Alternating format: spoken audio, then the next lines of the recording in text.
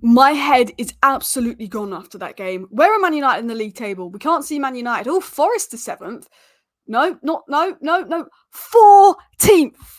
We're 14th in the Premier League. That is an absolute disgrace. West Ham are above us. Leicester are only 2 points below us. 14th in the Premier League, guys. And do you know what the worst part about that is? West Ham are absolutely rubbish. They are absolutely rubbish. We are laughing at half-time about how bad West Ham are. Because Man United could have been 4-0 up at half-time. And you know what? We got battered by Liverpool. We could have lost 4-5-0 to Liverpool. We lost 3-0. We got battered by Tottenham. We lost 3-0. We could have lost 9-0 to Tottenham. But I tell you what, we could have been 4-0 up at half-time today. I couldn't blame Ten Hag at half-time when Dalot misses an open goal and skies it. Garnacho misses 2 good opportunities. Rashford misses a 1-on-1. Bruno misses a free header. And we hit the bar twice. We missed 6 big chances. We are now ranked 20th in the league for big chances missed. No team has missed more big chances than us. And then guess what happens? We miss all of those chances. West Ham are absolutely rubbish. West Ham did not deserve to win that game.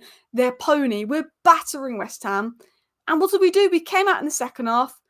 Well, we didn't come out in the second half, if you want the honest truth. We didn't. We were absolutely atrocious in the second half. But there's no way West Ham deserved to win, because as bad as we were in the second half, the talk is going to be the referee. Now, I don't want to make this whole video about the referee, but what's clear and obvious about this? Can someone tell me what's clear and obvious about this to give West Ham a penalty for this? Because the first thing I see is that the West Ham player handballs it. So if anything, is it not a free kick to United? This is an Ajax account. He doesn't like Ten Hag. No handball, but instead penalty for West Ham United. VAR's made an absolutely horrible mistake. Do you want to take a guess who's on VAR?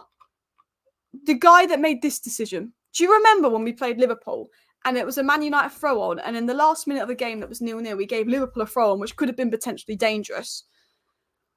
He gave Liverpool a throw-on. But Dalot complained, because it was obviously a Man United throw-on, because he got his decision wrong. He booked Dalot. And then he booked Dalot for complaining about him getting booked. So he gave Dalot 2 yellow cards in 20 seconds. So the worst red card we've seen in Premier League history was given by Michael Oliver against Manchester United, which VAR couldn't overturn because it's a double yellow card. And the softest and worst penalty you're going to see in Premier League history was again given by the same man who's made 4 controversial decisions against Manchester United in the last 2 seasons, Michael Oliver.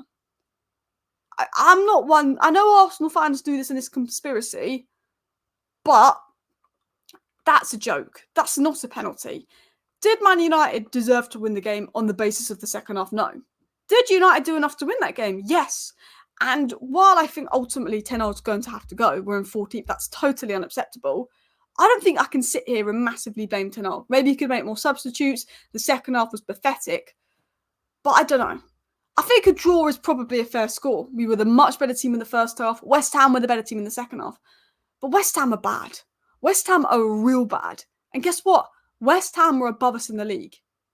And the reason they're above us in the league is because they've got handed a penalty by Michael Oliver. VAR is only meant to intervene if it's clear and obvious, and there's nothing clear and obvious about that. And then Michael Oliver's pressuring the ref to give that. I can't believe the ref caved and gave it. I really can't. But you know what's mad? It's the penalties for a foul against Ings. Ings wasn't even trying to play the ball. That was Kilman. And it's hit Ings' hand. So, if anything, it's a free kick to us. And I said this, and I will say this again, and I might get in trouble for saying this, but if we wore a sky blue shirt and was called Manchester City, Michael Oliver wouldn't even be looking for that. Because the decisions I've seen Manchester City get away with, the Stones last-minute winner versus Wolves last year, and then that happens, is rubbish. Now, I can't sit here and completely blame VAR because we are 14th. Ten Hag is the reason we're 14th. But today, I will not blame Ten Hag. Today, Dalot misses an open goal and has his worst game in a Manchester United shirt. Today, Alejandro Garnacho misses 2 good opportunities. Today, Højlund misses a good opportunity. Today, Bruno Fernandes misses a free header. Today, Marcus Rashford misses a 1v1. Today, Casemiro, I think, hits the bar. Or was it Eriksen that hit the bar? I can't blame Ten Hag today. I actually can't. And I can't fully blame the refs because we've not been good enough this season and we didn't do enough in the second half to win the game. But there's no way we deserve to lose that game because West Ham were rubbish. There's no way we deserve to lose that game. And I will stick by that. But we're 14th place. If we won today, we're 8th. If we're sitting in 8th place, I can say, okay. If we sit in 8th place, I can say, okay, that's better.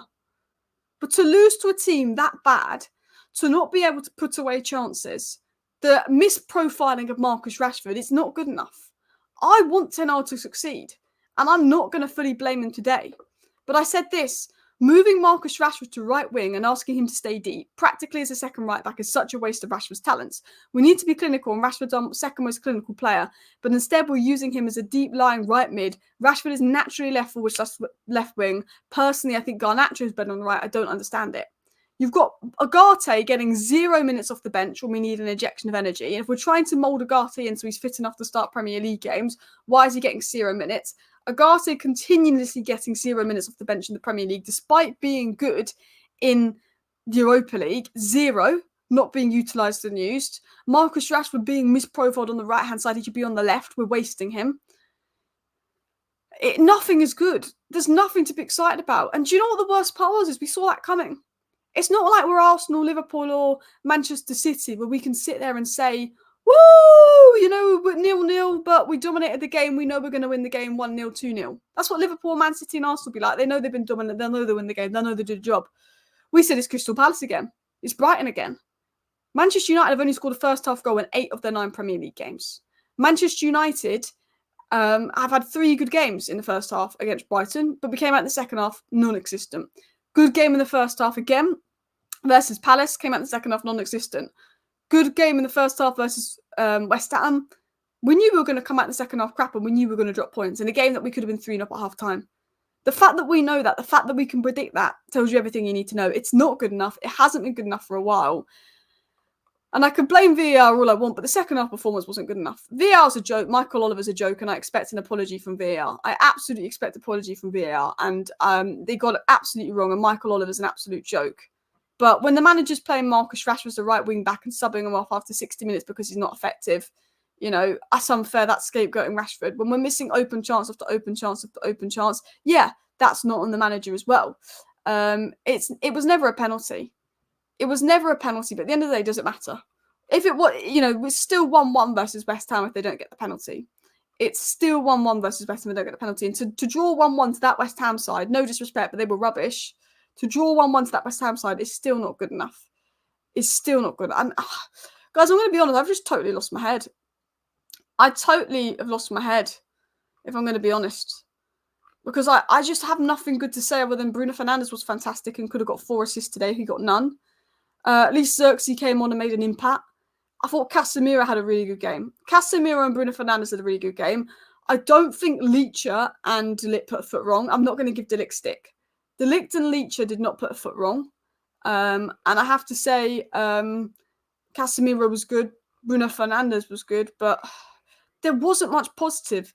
There really was not much positive out that game. And I sit there and we're in 14th. And I say Ten Hag's not to blame for today. But I still have to say we're 14th. I still have to say, did we do enough to win that game? Yeah, in the first half. But were we good in the second half? No, there was no intensity. West Ham made 3 subs at half-time and were lucky.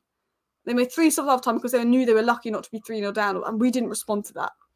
And yeah, I'm just a bit down. I don't know what to say. You know when you're almost just so... Do you know what? I'll be honest, my head's gone. Do you know when your head's gone and you're just so down that you've kind of lost the words to describe how you're feeling, but you're just pissed off and you're just upset and you think that the Real's a knobhead. It's a mix of emotions. But look, please hit the like button. Of course, subscribe down below if you're new. Thank you for watching. Bye.